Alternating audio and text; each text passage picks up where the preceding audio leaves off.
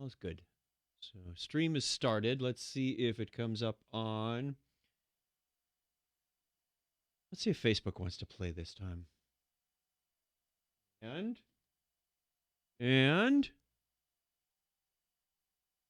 Maybe need to refresh her. No, I refreshed the screen. Streaming somewhere. Let's try one more time. Maybe there's about a 15-20 second latency. So hopefully our viewers are seeing something about this time. I'm going to also refresh YouTube. YouTube is not engaged. Waiting for Technorama podcast. There we go. Okay, YouTube. Facebook is working. All right, I'm going to go share it. YouTube has not started streaming. I don't know what's going on. Output settings. Warning, output in progress. Quality may be reduced. YouTube. Change YouTube. The YouTube sign-in page has been opened by default. Okay, fine. Allow YouTube to connect. Why? It connected last week just fine. You have signed in successfully. And I'd rather go at 1080p, but, given a choice. Error creating live stream on server. We've been told that before.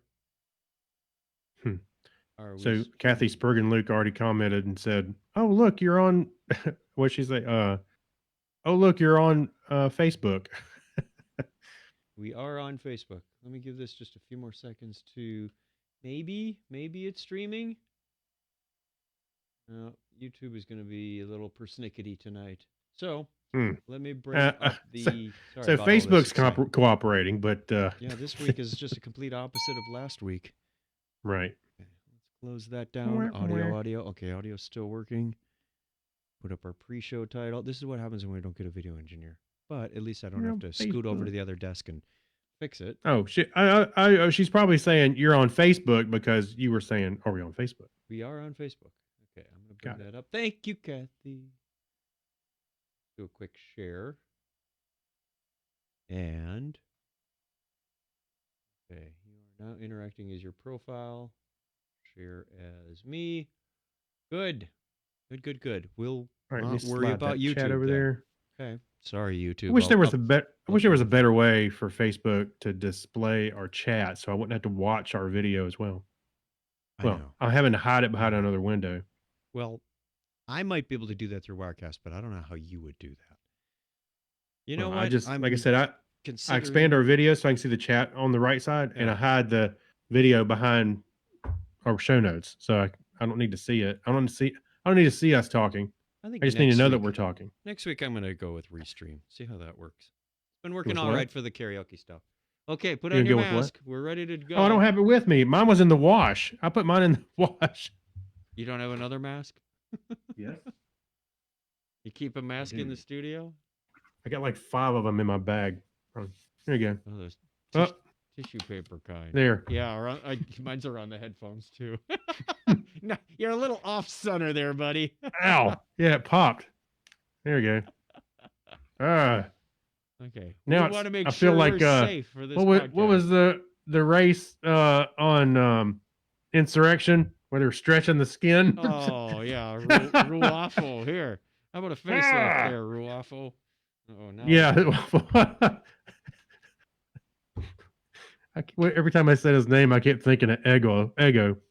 Hey, yesterday was F. Murray Abraham's birthday. Was it? Ta-da. Yeah. Ego waffle. You know what? These masks are fogging up my glasses. Why are we wearing masks? We're socially distanced. It's going to start. Shut up. All right. Just starting this way. Now, everybody's watching the video. The gag is already over. And you can't see it on the audio. Hey, thanks for joining us. We're keeping you safe. How do you both keep your glasses from fogging up? They are. Well, I super glued the top of my mask to my nose so there's no gap. Super glued. Yeah. Oh, we're not doing a mask? I'm done. I just wish I got the nice Dragon Con mask. They sent me my Dragon Con stuff, and I got my badge, and I put a mask on the girl on the badge too, so she's safe. That way, when we look at this in 50 years, we'll go, "Oh yeah, that was the year." Yeah. Yeah, I had somebody it was in an event I was at and they were asking should they take pictures of the participants Yeah. without their masks. Like they're all wearing masks during the thing, but like taking a quick picture going or whatever. I was like, well, I would argue that the masks are part of the experience. So why? There's a lot of Why? people like the Joe Biden's wife. Her mask matched her dress. I thought that was pretty nice. The floral print. I know I saw a guy the other day. He had a striped shirt on, and I happened to notice his mask was also striped to go with it. It's because he just got out of jail. Yeah, that's right. And then it'd be orange. It was a prison issues mask. That's right. Okay. Shall we begin? Yeah, I'm ready. All I right, think everybody's ready. Turn my headphones down just a little bit. 5, 4, 3, 2. Technorama episode 617. Wait, did you hear that?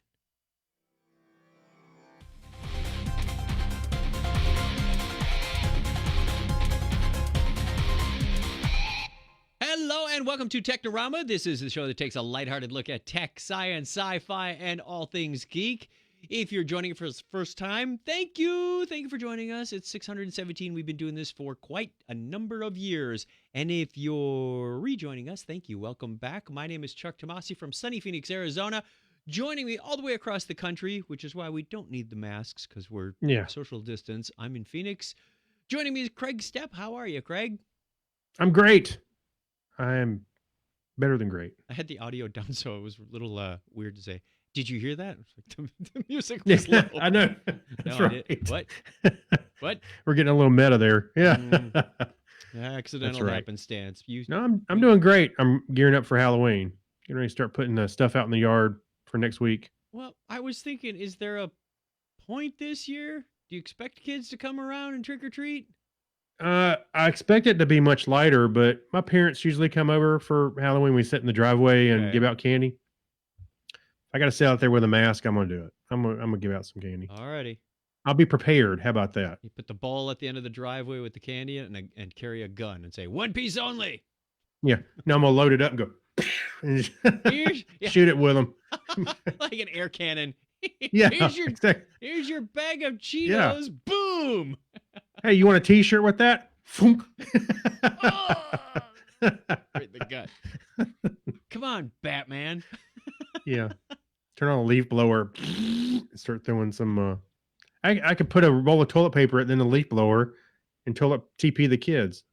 Okay. Wow, you're getting really creative. I'm kind of getting scared now. Don't go to Craig's house. All right, we have some feedback for you. Feedback from you. Letters. Oh, we get letters. We get your letters every day. Mailman, mailman, mail today. Reach right in and pull one out. Those letters. I love those letters. Let's find out what you got to say. Oh, boy. Mailman, mail today. Our question of the week this week was, if you were an assassin... This was kind of dark, Craig. I wonder where you're coming up with these things.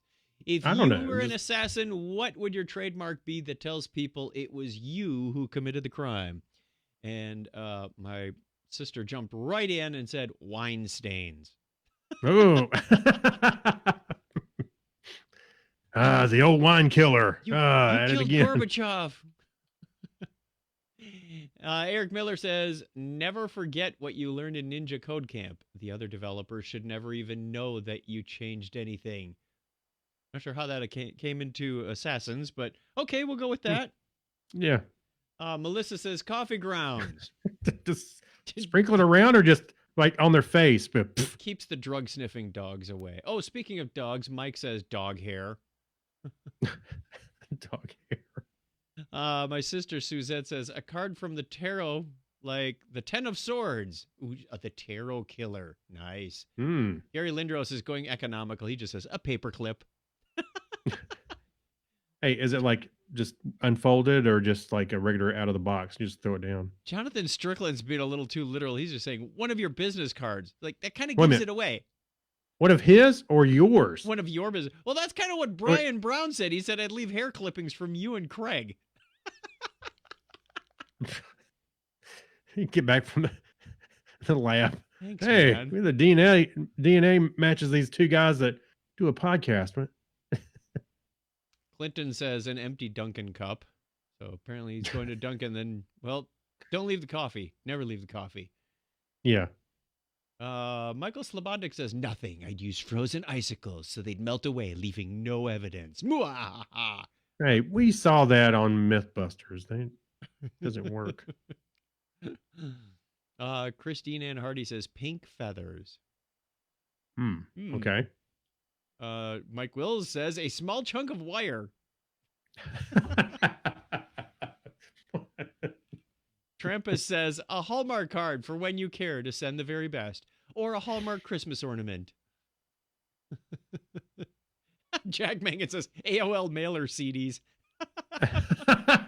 Lord knows there's plenty of them around. The AOL killer strikes again.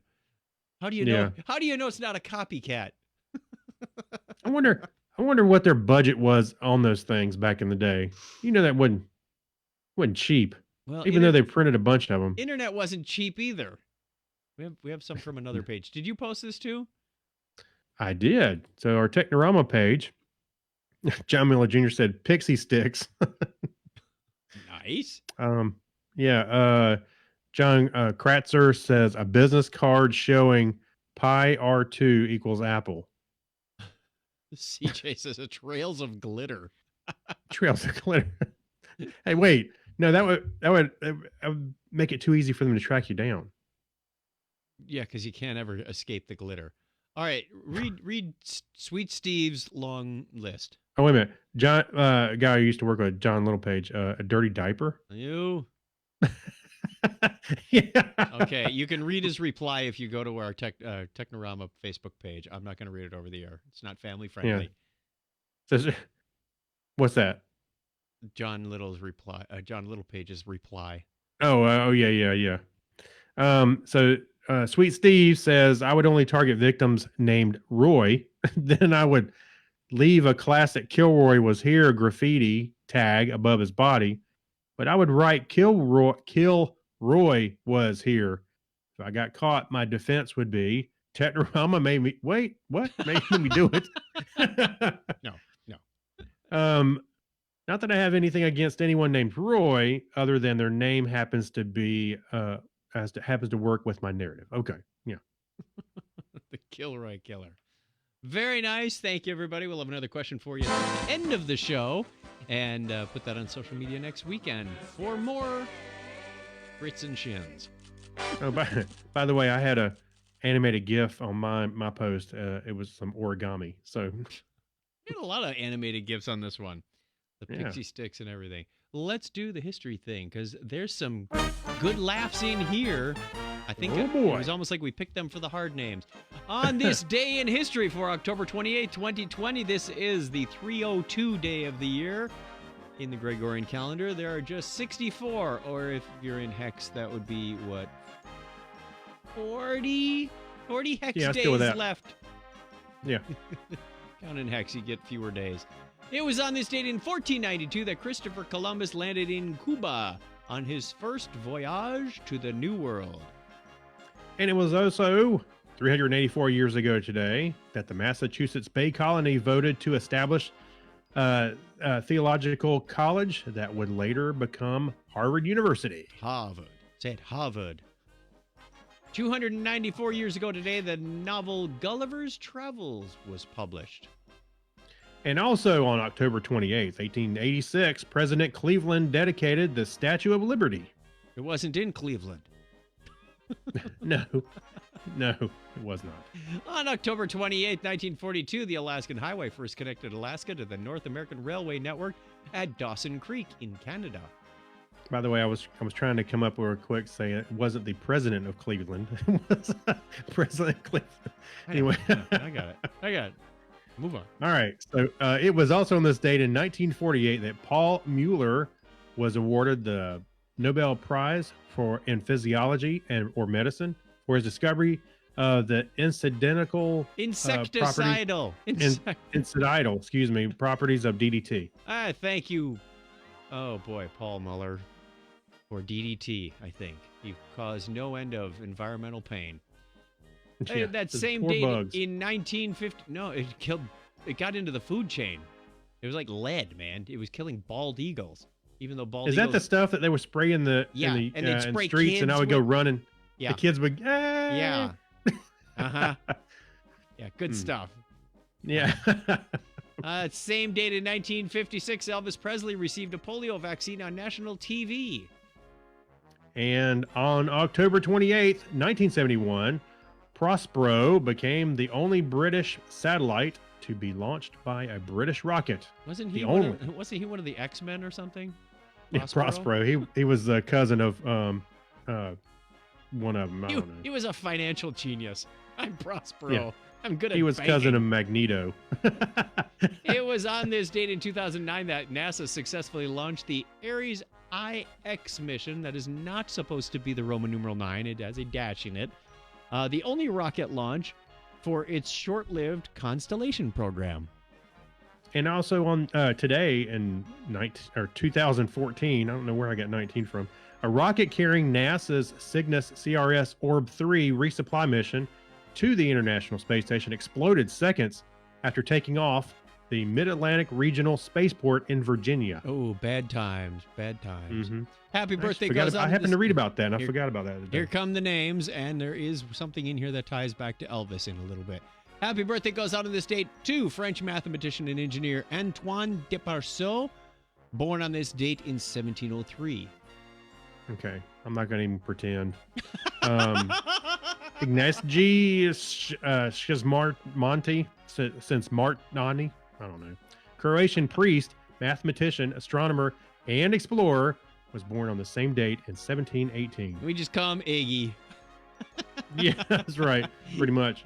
Born October 28, 1793, American businessman founded Remington Arms Eliphalet Remington. Guess what his name is? His name is Eliphalet. It's Eliphalet. Eliphalet? Anyway, Remington is his last name, and he started the Remington Arms Company. I think Eliphalet sounds right. So, Belgian mathematician and theorist Pierre-Francois Verhulst was born on 216 years ago today. That last name kind of reminds me of what do you get when you cross a rhino, a hippo, and an elephant? A Verhulst? Hell if I know. I should have known that one.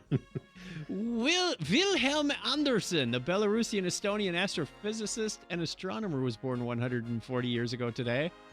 And born October 28th, 1905, Dutch mathematician Tatiana Pavlana Ehrenfest.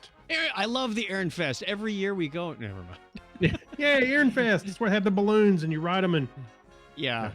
As I noted before, today is the birthday of Jonas Salk, the guy who came up with the polio vaccine. You think it was any accident that Elvis had his polio vaccine on TV? Jonas was born on this date in 1914.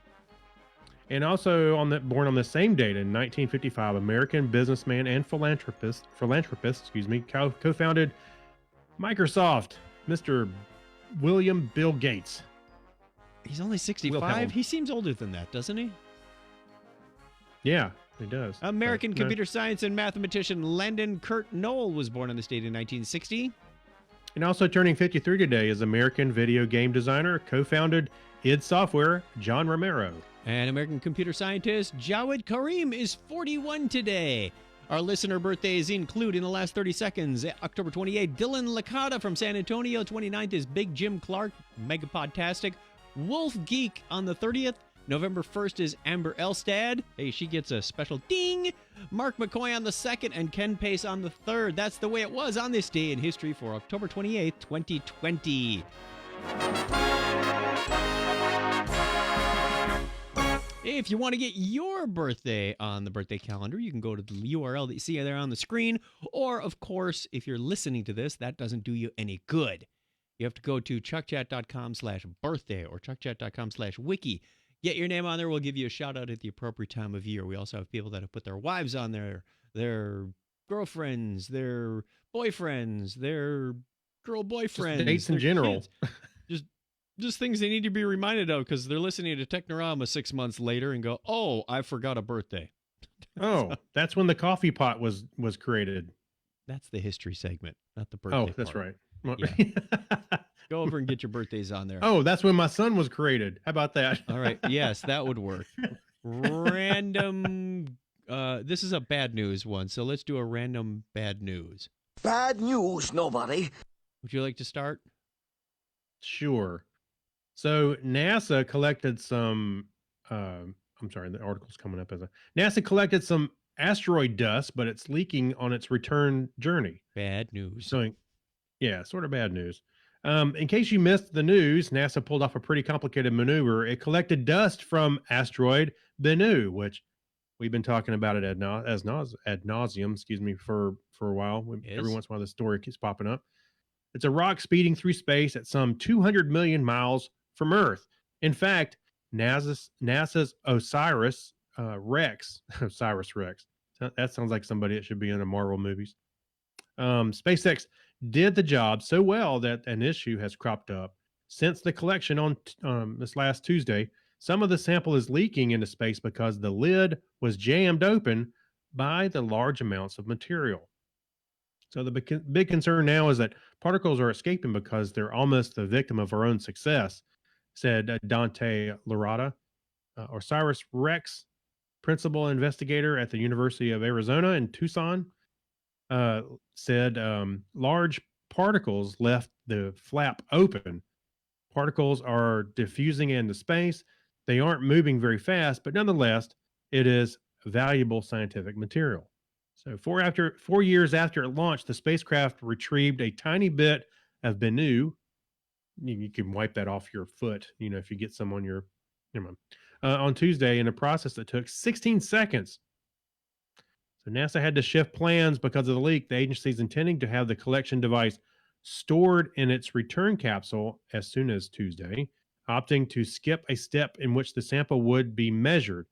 NASA knows it collected more than enough, and now we won't know the exact size of the collection until it reaches Earth in 2023. So, leave them wanting more, just got something to anticipate, right? I was thinking if they, scatter enough of this stuff, we'll have a really good meteor shower one of these days.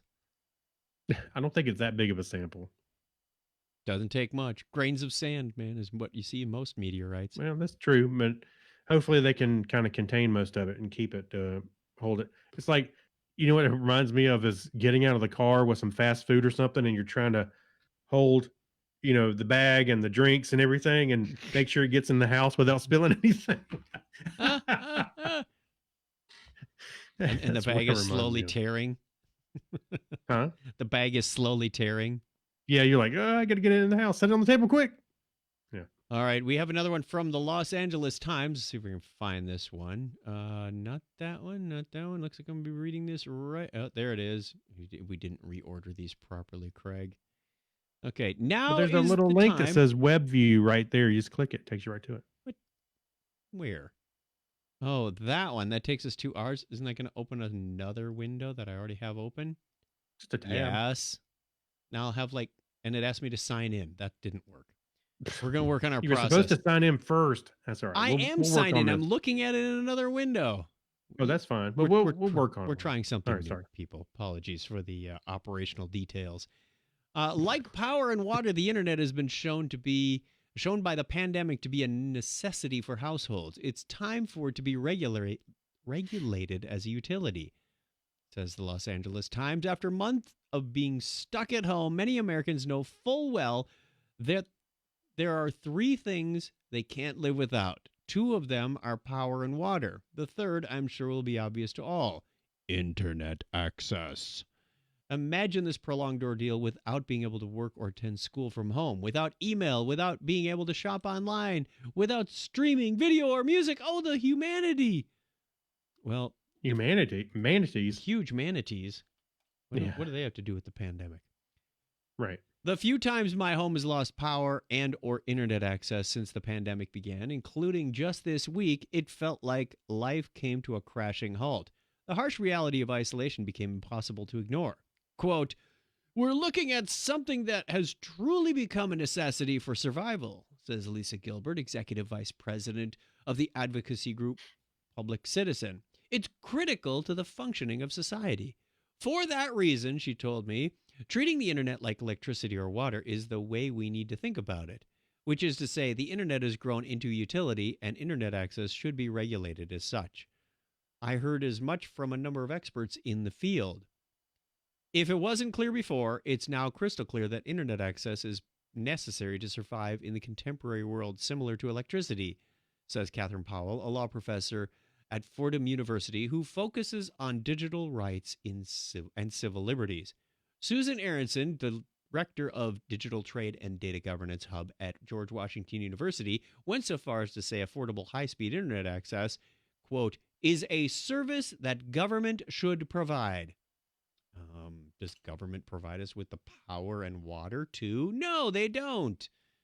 Well, sort of, but I have to pay for it still. If you turn it over to the government, you're going to be regulated, and there will be all kinds of things you can and cannot do. And there's a lot of people that just don't want to see that happen. And then they can charge that long-awaited internet tax, if anybody was waiting for that. So what are your thoughts on treating it like a utility? I think aside from the government already. regulation, I think we're kind of there. I mean, it is a luxury, but then now schools are kind of requiring it because they got to do remote learning, and we're working from home, so it almost is about as essential as a road, wouldn't you say, to get to work or to get to that school? So I think maybe some level of internet, and then you pay for, I don't know. I don't know. I'm just shooting in the dark there, but I don't know if I want the government. Right. I don't know. I don't have the answer. What do you think? Like you said, it is a service. So is electricity. So are a lot of things that we use. If it becomes a utility, especially if it's a utility owned by the government, I start to get an uneasy feeling, because now we're paying. They're either going to raise our taxes to pay for that. Think about this. We're paying, what, about $100 and some a month for high-speed internet, depending on where you live and what service you're getting. I realize there are variables all over the place, but let's just take a rough estimate and say $100 a month. Is your tax now going to be increased $100 so that you can get internet? It will. And what about the equipment? And right now, the cable company can jack their rates at any time. So now we have people voting on whether or not they can increase your taxes for internet. And are my taxes, is it going to be more than $100 to help offset the cost of people who don't have internet right now? Because if we're saying it belongs in everybody's home like electricity, suddenly I've got to pay for other people's internet. Okay. I tell you, I'm sorry. Go ahead. There is no simple answer. No, but something did just occur to me that there are too many private entities that do have a hand in built out the internet, much less control it or run it. At the moment, it's not just a government. They would be taking money, infrastructure, all kinds of stuff from people, for AT&T or, whoever has infrastructure here in my town. The local phone company built out the infrastructure here over time. Why would that? I don't see how that could be an infrastructure. They would have to take control of it, the government, to be able to provide it at a certain level for tax. I don't know. Or create the next generation, install the infrastructure to take us to the next. Said, hey, everybody's going to have fiber, and the government's going to pay for it. Here come the taxes to help. Well, pay I would for also. That. But you're right. What happens to AT&T and Cox and Comcast and all the other people who have invested in all of this stuff? Verizon, it's like, well, okay. And would you even have innovation, like we got the Starlink and other satellite providers too. Exactly. Where's it? So I don't know. Yes, I believe we're at the point where it is kind of utility, but I don't know if a good answer for, I don't want the government necessarily taking it over. Wow, that was probably one of the most thought-provoking articles we've had in a while. Yeah. So much so, It's, I think we need to take a short break. hey, it must be the beard. It's. Are you stroking it thusly? Okay. Did you shave today? Yes, I Both did. got beards. Nope, I shaved. We're going to be right back. Hang on.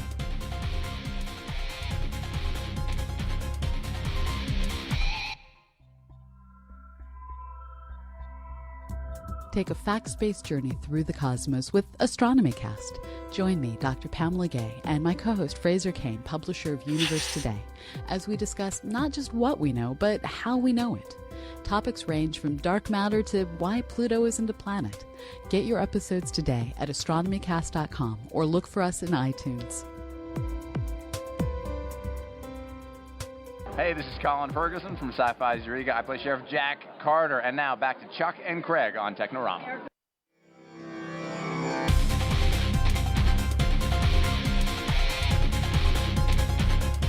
I'm getting better at running the video. Thanks, Mom. Uh-oh, Donna's out of a job. Well, that means more money for us. Yeah, it's going to be rolling in now. I can see it. Yeah. We have one story in the Hacks of Strange Stories, so let us roll on with that. I think it's your turn. Sure. So physicists 3D print a boat that could sail down a human hair. There's a song in there somewhere. I'm not sure what it is, but okay. Riding down the river hair. This almost looks like Steamboat Willie's boat. It does look. Actually, I think that's what it is. Okay, read on. So researchers in Linden University have 3D printed the smallest boat in the world, a 30 micrometer copy of Benchy, the tugboat, a well-known 3D printer test object. I have seen this before, but I didn't realize it was this small. The boat is so small it could float down the interior of a human hair. I want to see the test subject on that. No, Anyway, read so on, the read 3D on. printed boat is part of an exploration of microswimmers, microscopic organisms, or objects that can move through liquids. Natural examples of microswimmers are bacteria and sperm. This tiny Benchy propels itself using a bit of platinum that reacts with the hydrogen peroxide. That's pretty cool. They not That is only cool. printed this boat, but they put a piece of platinum works. in there and it moves. Absolutely. It's awesome. So the most interesting thing is how they were able to print the little boat's cockpit and open space that requires a lot of geometric trickery to build. And yes, it is like almost like a little tiny house or guard shack on top of the boat. A laser is focused inside the droplet that locally hardens the focal spot of the laser, said researcher Daniela Kraft. By moving the laser through the droplet in a controlled way, we can write the swimmer's shape we want. So because the print is taking place inside the droplet, we are printing layer by layer, and we can maintain the open space. You know what they Things should have like shaped that. it like? That the little ship from Fantastic Voyage. I was just going to say the same thing. Oh, okay. that Good night, would be everybody. awesome. Craig and I have I been was about to say the same thing. working together too long. No, it's That kind of is pretty cool. A little boat with some platinum in it going. And you know what? It does have the detail, like the little anchor hole on the Yeah. ship, and the little chimney on the cockpit. It's awesome. Alrighty, where do you tie that thing up? To the scalp. No, yeah. If you put, it said it's moving through what, hydrogen peroxide. Mhm. It's in a fluid. It said it's thin enough to go inside a hair. It's not where it's going. Right. Oh, well, I was thinking on top of a human hair. Anyways, it's scalp. Anyway. Have you seen the surface of a human hair? All the ridges Yeah, and bumps it's more and stuff? scaly. Yeah. It looks scaly up close. Yep. That's not where you want to be Like- sailing this little boat. No, it looks like dragon skin, I think. Yeah, we all have dragon scalp. Yeah. All right. Some days I felt like it. On to the next story. No, shout out to the chat room first. Who do we see in the Facebook chat? I've got Clinton Alvord, John Miller Jr., Amy Bowen. Mm-hmm. What else have you seen? Kathy Spurgeon Lake. Luke. Excuse me. That's Luke. right. Okay. Do we see any others that all are I see. Okay. So far, so good. Thanks, everybody. I know there are some other people watching that are coming and going, so much appreciated as you join us here on Sunday nights at 9:30 Eastern Time on Facebook. We're going to try and get YouTube back online, so we'll see what happens there. Mm-hmm. Flipping over to Remember When. That would be the green button here. Yes. Okay. Remember When. Remember... It says, life on Venus? Yes, it's true. Millions of space nerds reacted with joy Monday to a study showing the atmosphere of Venus containing phosphine, a chemical byproduct of biological life. But none would have been more thrilled or less surprised by the discovery than the late, great Carl Sagan, who said this day might come. More than 50 years ago, he said that. Sagan actually got his start by studying our closest two planets, Mars and Venus. No, not Vulcan. Vulcan's not here anymore. He predicted the surface of Venus would be insanely hot even before NASA's first Venus probe in 1962, which he worked on, confirming it. And he was the first scientist to see Venus's hellscape as the result of a runaway greenhouse effect. He said, yep, that's why it's so hot, and that's why it's all cloudy. They had a greenhouse that ran away, and that's what Earth is going to be like shortly. Well, he didn't say that part. One he knew could point the way to Earth. Yeah, he did say that. Could have happened to us. Sorry, I'm reading and commentating at the same time. It does not work, people. Just read. So it was all the more surprising when Sagan co-authored a paper proposing we might still one day find microbial life above our sister planet. Quote, if small amounts of minerals are stirred up to the clouds from the surface, it is by no means difficult to imagine an indigenous biology in the clouds of Venus. While the surface conditions of Venus make the hypothesis of life there implausible, note he said implausible, not impossible, because we do have extremophiles that live in some pretty crazy wild places in Earth. Yes. The clouds of Venus are a different story altogether. As Sagan pointed out, a high carbon dioxide atmosphere was no obstacle up at the 50-kilometer or 31-mile layer. At the top of the Venus clouds, conditions are actually hospitable and almost Earth-like. Organisms could thrive in the upper reaches the same way bacteria thrives around superheated CO2-rich vents at Yellowstone. And sunlight and water vapor to CO2, he said, and you have the recipe for the building blocks of life. Photosynthesis. So we could have floating forests in the clouds of Venus? No. Just 11 years after Sagan made his prediction, another Venus probe discovered methane in the atmosphere, which could be considered a predictor of the presence of organic materials like cows.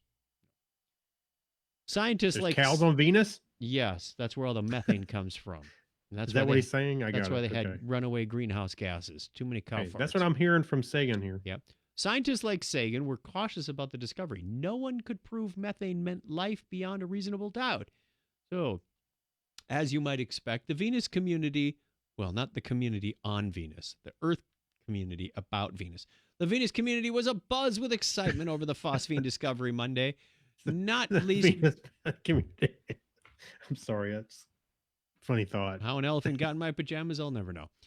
Not least because the NASA administrator had just tweeted the magic words, time to prioritize Venus. There is, of course, caution in spades. Phosphine is also found in vast churning gas giants of Jupiter and Saturn. But to explain why it would be present on a rocky planet as small as Venus, if it isn't because of life, scientists say, you have to propose some geological process which we don't yet know about. The exciting discovery of phosphine in the Venus atmosphere just reinforces the growing body of evidence that Venus is likely, perhaps most likely, the most likely other place in the solar system where life might now or in the past have existed, says NASA's DR. Venus holds the keys to our own understanding of evolution of rocky planets as homes for life. So not only what our planet could be if the gases run away, if greenhouse effect runs away, but what our planet might have been at one point. Pretty darn cool. Mm-hmm. Hey, Pretty darn cool. this is also interesting from the article. They were talking about the project Havoc that NASA unveiled about going to Venus, and it's basically a Zeppelin. And they said, this is the cool part. They said basically you don't need to fill it with helium or hydrogen. Just regular old Earth air would float atop Venus's dense atmosphere. Tear the balloon's fabric, and the high pressure would actually keep the air from escaping for weeks. That's because the pressure would hold the Earth air together. Okay. I thought it was kind of neat. Interesting. Oh. It was just a visual. It was like, just still sitting there with a tear and the air's not escaping. So, but then how is it floating? No, they were just saying that the air would stay together because of the pressure. Gotcha. It wouldn't just dissipate. So, you ever seen those slow motion animations where they poke a balloon, it goes in it, the rubber goes. Just imagine it would do that, and whatever was inside would just stay there. You do that. Want to do another story? Sure. What have we discovered now?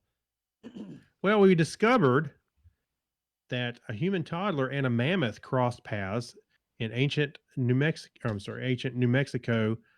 Some footprints actually suggested. A human toddler and a mammoth walk into a swamp. Wrecked them, damn near killed them. Anyway. Okay. Anyway, so someone, maybe an adolescent, maybe someone older, rushed across the edge of a lake, across edge of Lake Ontario. Not Ontario. Read that again. Excuse me. Yeah, Lake Ontario is not in New Mexico. How do you know? Hey, look, your truths are yours. So, like your theories are just dead wrong. Lake Ottawa.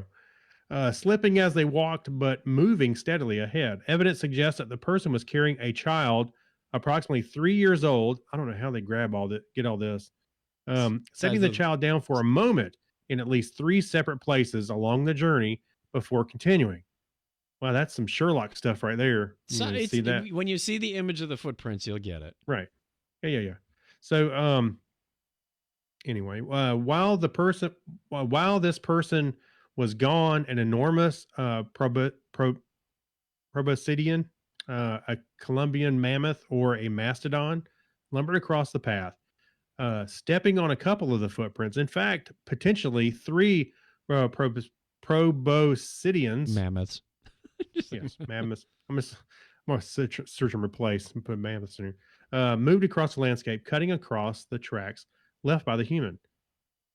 Time is hard to determine, but at another point, a giant ground sloth happened to be making its way to near Lake Ottawa as well. Its tracks indicate a decided awareness of the human and changed its behavior. I'm trying to figure out where they stretched to see all this. So where it may have lifted up 2 feet to smell the air, to ascertain its own safety and determine what lie ahead before quickly changing direction and moving away.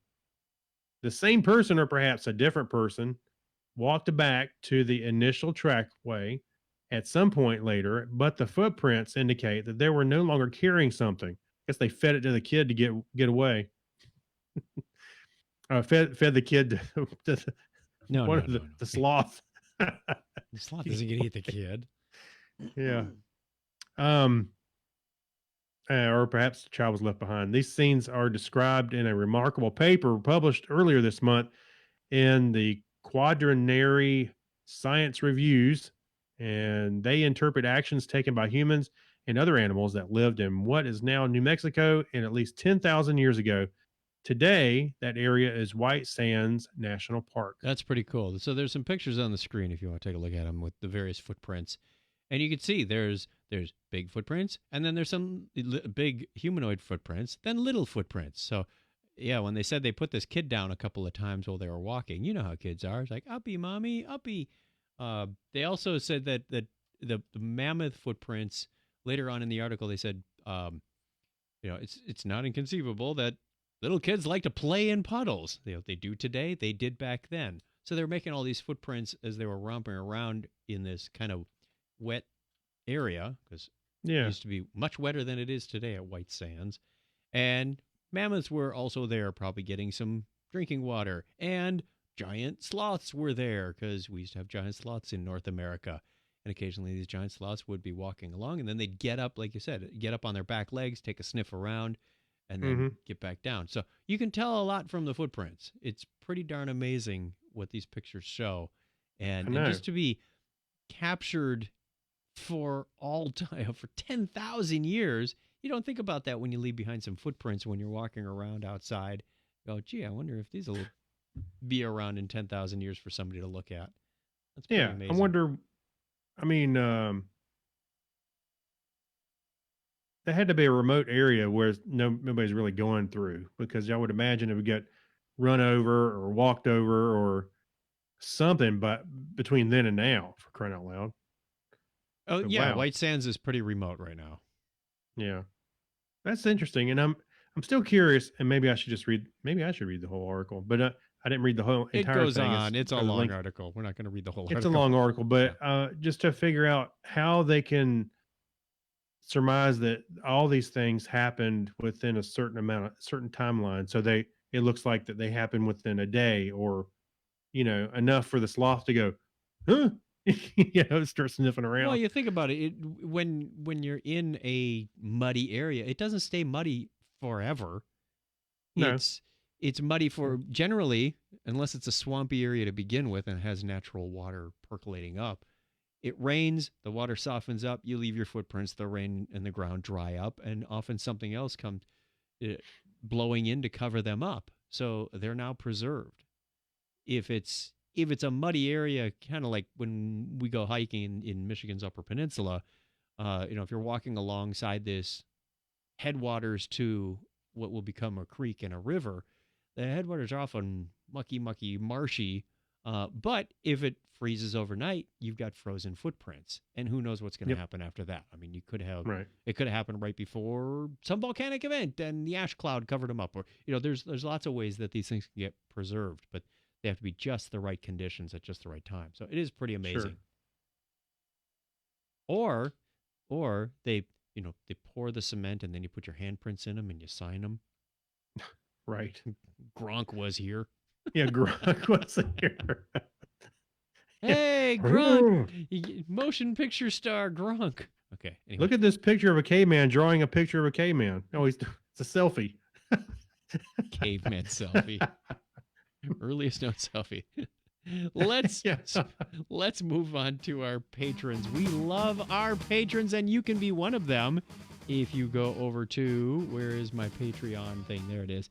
Patreon.com/Technorama podcast, like the following people did. For as little as $1 an episode, you get your name enshrined on the show, and you also get a special episode of Technorama available exclusively to our Patreon people. So thank you very much to Alexis Duran, Amber Elstad, Amy Bowen, Abner Braverman, Ben Vaughn, Brian Brown, Chris MC, Dan D. Mann, Danny Mortensen, Dean Jensen, Denise English, Gary Lindros, Harold McKinstry, John Clifford, John Noble, Jorga Schrauen, Christina.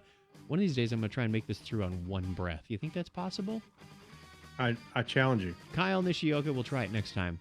Leon, Mark Kilfoyle, Mike Wills, Saturday Morning Media, Stephen Weshy. I'm sorry, I've been doing that so long I've been messing it up. Wetchy. No, there's no T sound in it. It's Oh, you told me it was. No. Read it when he came up on the birthday calendar. It's like the first sound of wet. First with we she. Oh. You see that? Oh, that's how you do. Yes. Well, you said wet. And I was like, okay, it's Wet. wetchy. Okay. Steve I got Therian, it. Spiffy, Steve Cody, Steve London, and Intentionally Left Blank. We got a new member, Intentionally Left Blank? Yeah. Okay. No. No. Okay. No, Craig- it's actually empty for you, the listener, to come in and subscribe to our Patreon. That would be awesome. Patreon.com/Technorama podcast, and we will get that next episode of the parody show, as we call it, Parity, out to you right away. Thank you very much, and out with the Imperial Band. Done. I gotta remember which one of these sliders was on the right channel. Because I can't see my little... There. Couldn't see the label. The iPad was over it. And what do we have next? Remote. Yeah. Do you have your remote with you? I have mine. Yeah. Hand it here. Here you go. Here you go. Here, hand me that one. That's your phone. Here. Thanks. Oh. Thanks for the new phone. Yeah. Our special effects leave a lot to be. Didn't we do We'll get Hidden Figures already once? We talked about them through NASA because remember they renamed the street. Oh, in you're front right. We of, haven't been doing this segment that long because I do recall mentioning it because I Well, here. watched it on the way back from We'll talk about the Israel. first movie and we'll Okay. get to the other one. First movie is a new Borat movie and it has a really long secondary title that I can't remember, but it's like Subsequent movie film. for the glorious honor of Kazakhstan or something. Yeah. If you liked the first one, I invite you to watch the second one. If it's not your cup of tea, it is rated R. It does have some really gratuitous Course. things that make you go, oh my, oh dear. Yeah. I should not be watching Yeah. this. Okay, so, but it's Borat. It's a movie, and as I understand it, the story was changed partway through because they started filming this before COVID. And then they changed the storyline towards the end, and you get the reveal at the end going, that was actually pretty darn creative of the writers to do that. And that makes me wonder what the original storyline was.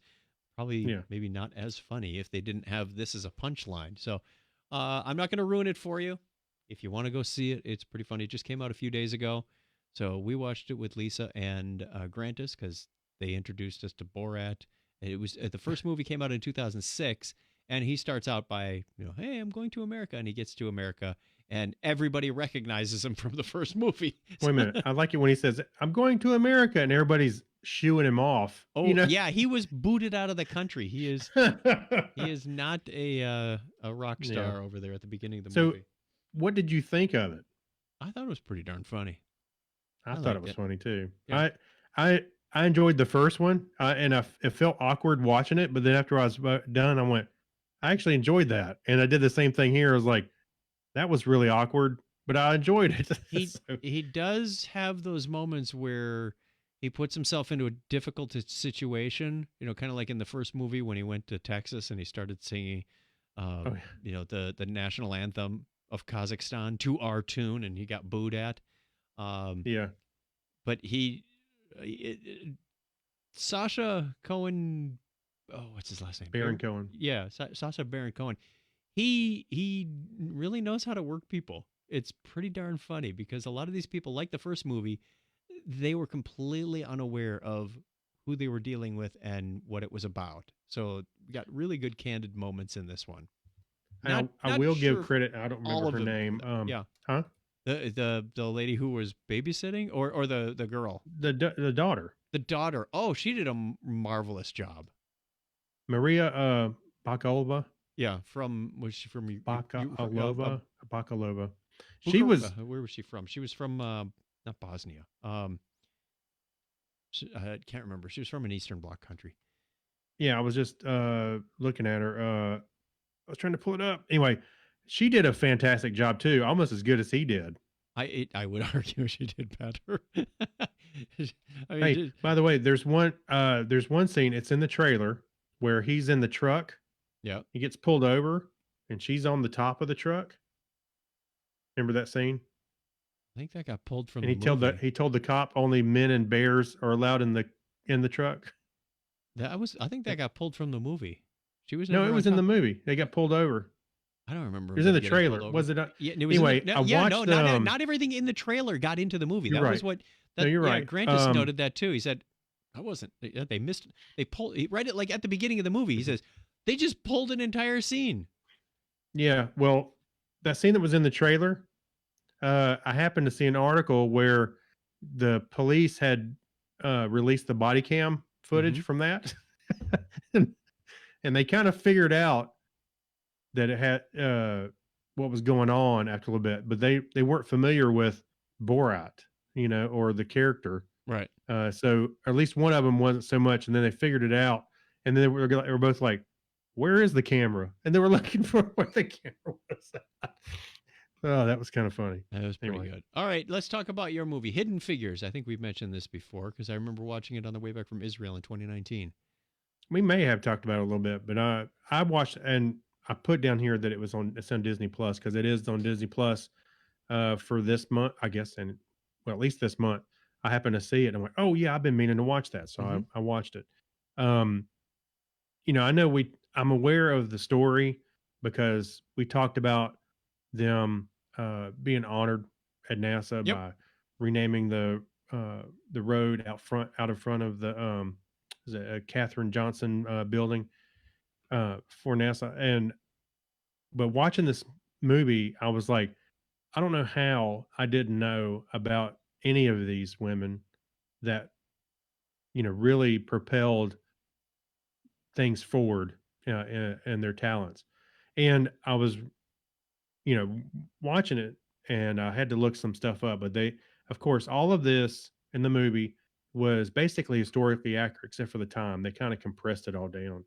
Um, the women didn't really know each other very well, really, but like they did in the movie, and they actually worked at different not time frames, but they overlap. But they worked in different eras in the space program. But a lot of the things that they did and they showed in the movie were real and happened. And it's just amazing to me that somebody, especially as talented with the numbers, just to think if they had not engaged Catherine because of her skin color, some of that math would have never happened, or would have just gone, unknowing. You know what I'm saying? It would have never happened, and it would have set them back, and rather than propel them if they just engaged her early on, and not, it wasn't a big deal. But I thought it was really telling, and I had no idea about this, that John Glenn wasn't going to go up unless this lady's numbers were right. That's pretty cool. And to put that much faith in her at that time, I thought that was pretty telling. Was that fact verified, or was that just from the movie? No, that was real. Okay. That was true.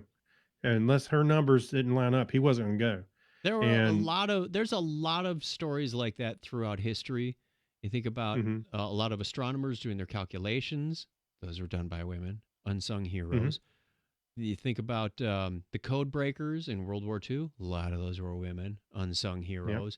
This one is doubly effective for me because it's not just the women behind the scenes. It's the African American women who almost lost their jobs, and really, I forgot what the leader's name was. A Catherine that said, "Hey, they're bringing in this computer. We're gonna learn computers. It's adapt or die." Yeah, her name was Dorothy. Dorothy, that's the one. Yeah, I love that she actually went in and picked up the machine and started to learn it. Just like somebody took the initiative on her own. Of course, she moved the little probe she goes, "Oh, this is in the wrong place." So the machine was actually working.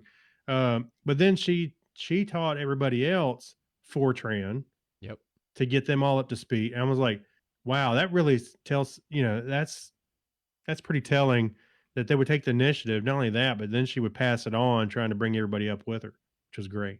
Well, when your job's on the line, you look at what's coming down the road and how can I be part of that?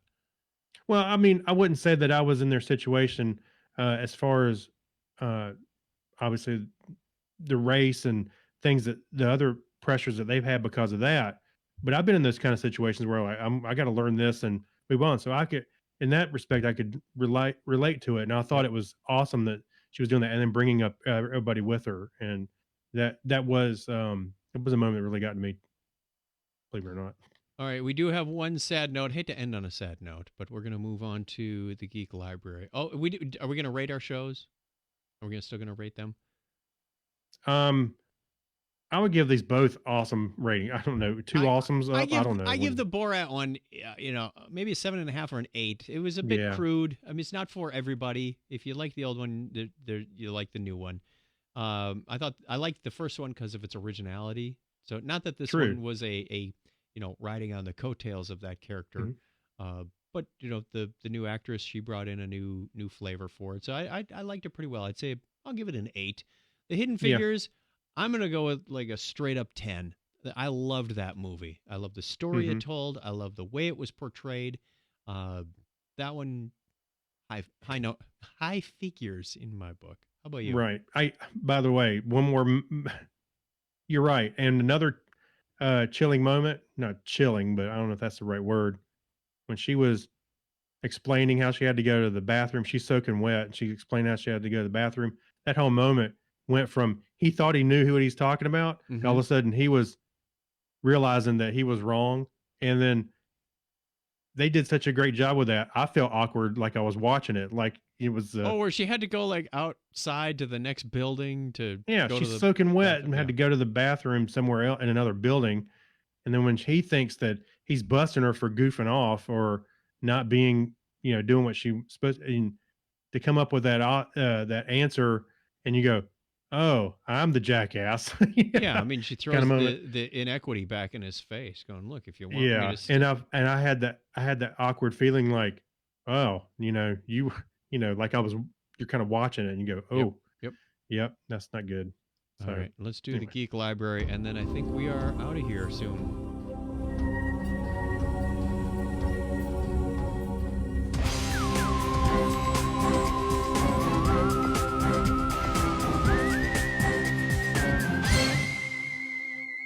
All right, sad note, if you missed it, the amazing Randy has passed away. So, we will miss him. I remember seeing him, what was it, back in the 70s? At least in the 80s, hearing about what he was and what his job was about and what he was trying to do, debunk a lot of these people. There are some wonderful videos. If you follow the link, you go to chuckchat.com/Technorama, find our episode 617. Check out the show notes. This will be in the Geek Library section of that. I watched every single one of these videos and enjoyed them just as much. He was 92. So if you're not familiar with Randy, he calls himself a conjurer, not a magician, because that would imply he was, he was actually debunking a lot of people that were claiming to be psychics or healers or things of this nature, that soothsayers. Dowsers. He's gone off a lot of people. So just to say, look, stop cheating people and live in the real world. But he also said, it doesn't matter how smart you are, how old you are, you can be deceived. So let that be a warning to all of us, especially when the emotions are running high. There was an article in the recent AARP magazine that a close friend told me about. Right. I'm too young to read the AARP magazine, definitely. You read somebody else's copy. That's what it was. Something like that.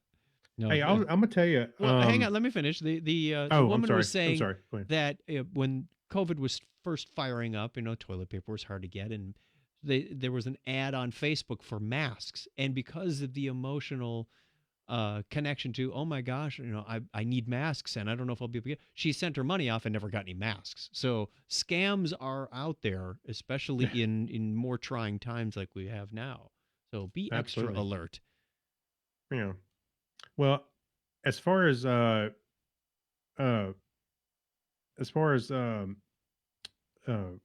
Randy goes, I'll be honest with you. I did not know. I don't know how I sidestepped him my entire life, but I did not know him until at Dragon Con, Megan Enlow asked me to take a picture of her with him. He was right there. Oh, so for I did. crying out loud.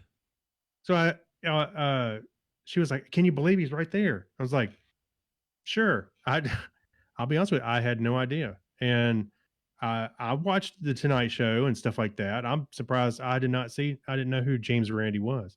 Well, that's And because so, on the Tonight Show, he wasn't really on the Tonight Show, but he was setting things up to debunk people like Uri Geller, the well, spoon that's what I bending meant. guy and Well, whatnot. yeah, Yeah. right. My whole life, I had no idea who this guy was. Yet, this is the kind of guy I should have known through some of my circles. I don't know how I danced around him, but so I watched all these videos, and um, I thought they were pretty amazing. I knew about him because of that picture that she had me take. I was like, well, who was this guy? So I ended up looking it up later, and I went, oh, okay. Do you remember what year that So, was? excuse me. Do you remember what year? Um, I want to say 16.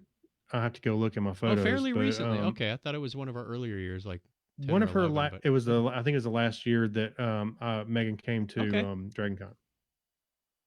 All righty. So I'm just taking a guess there. But anyway, amazing guy, and I loved his thought process, especially that TED video. He comes out and he's automatically, the first thing he did was he said, it's easy to be deceived. You think I'm wearing glasses, but I can't see anything because these are just dummy glasses. And he ends up taking his real glasses You out. made some assumptions. This device that I picked up and started talking into like a microphone is not a microphone. It's a beard trimmer. I could tell it was not a microphone because you could hear his real microphone rustling against his shirt. So right, if you have well, ears, but so, you can be fooled. And then what else did he do? I definitely am going to borrow some of his lines, like when he starts stumbling over his words, and he goes, "I'm all right. Keep your seats." Yeah, that's right. Yeah. Like, oh, I am so borrowing that at some point. You know what? I thought the same thing, and I just knew you would probably do that. Always looking for a way to keep people entertained as well as educated. So we will miss you, James Randi. He was what 8. Well, I miss you now. I didn't know who you were then. Yeah, I miss you. I miss him. I miss him. He kind of looked like Santa Claus. We miss Santa Claus. All right. We are going to go right on to our Patreon show recording after this, but we will leave you with our question of the week. What lives in your brain rent-free? Yeah. What rattles around in your brain that you've kept around all these years? You mean things that you remember that you really don't need to anymore? Sure. Like phone numbers of your childhood friends that don't live there anymore? Yeah. I think of the Flintstones often. They kind of run around in my head. Okay. All righty. I can remember phone numbers from kids when I was 10 years old, but I can't barely remember my wife's phone number today. That's not so a what good lives thing. in your brain rent free? Many Bugs Bunny lines. All right. Well, let's wrap this up. That's all, folks. Wrapping it up then. Playing the outro. Thank you for watching. We can probably put away the Patreon title. If you want to get a hold of us, you can go over to chuckchat.com/Technorama. We have all of our show notes over there. You can get a hold of us on the listener line, 707. I never put that one up there, though. Donna's better at this than I am. 707-530-2428. That's 707-530-CHAT. We kind of made it easy for you. Or get a hold of us on email at technorama@chuckchat.com. We'd love to hear from you. So many of you have written in. Thank you very much for that. We'll get you into the feedback section of the show if it is appropriate and timely and not too long. Until then, tell a friend about Technorama. We will see you here back on Halloween night. Or, Craig, are you going to be sitting in the driveway? No, I'll be here. Okay, because the kids will be done. Give them a binary high five till then. All right. 101. Take care, everybody. And that does it for the recording. Thank you, everybody, for joining us on the live stream. We will talk to you again next week. Right now, we got to jump over and record our Patreon show.